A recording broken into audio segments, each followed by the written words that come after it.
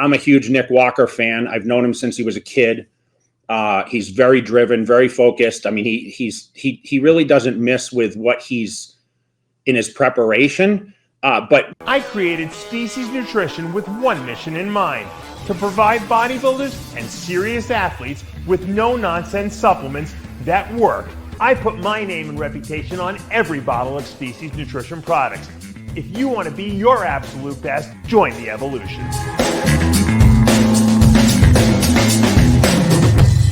Let me ask you a question about Nick Walker, because he's like a very, a lot of people, he's such a fan favorite and such a polarizing figure. He missed the Olympia last year with the hamstring tear. Obviously, he's got something to prove. He came back to New York. A lot of people, myself included, thought that, Martin kind of edged him in New York. I don't know what your feelings are. You can tell us about that. What does Nick have to focus on going into this Olympia? And do you expect to see a better Nick Walker, or do you expect to see maybe a Nick Walker that's not as good as we're expecting? Are we over-expecting? That's really my question.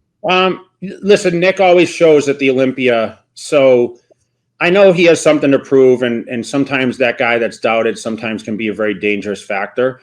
The only thing that concerns me about Walker is the transition of, Vegas, Florida, right, sponsorship, getting back in the groove. That's the only thing that concerns me about Nick.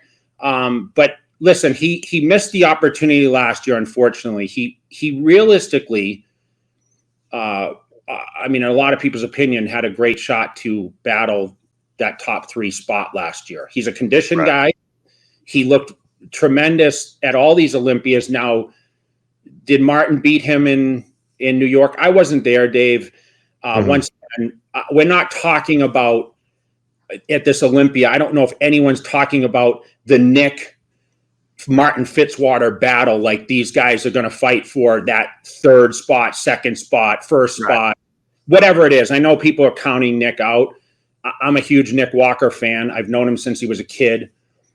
He's very driven, very focused. I mean, he really doesn't miss with what he's in his preparation. But once again, I think that there's a little turmoil in transitioning from one place to the next. And he's kind of been, he went back to Jersey, he came to Vegas, and then now he's back in Florida.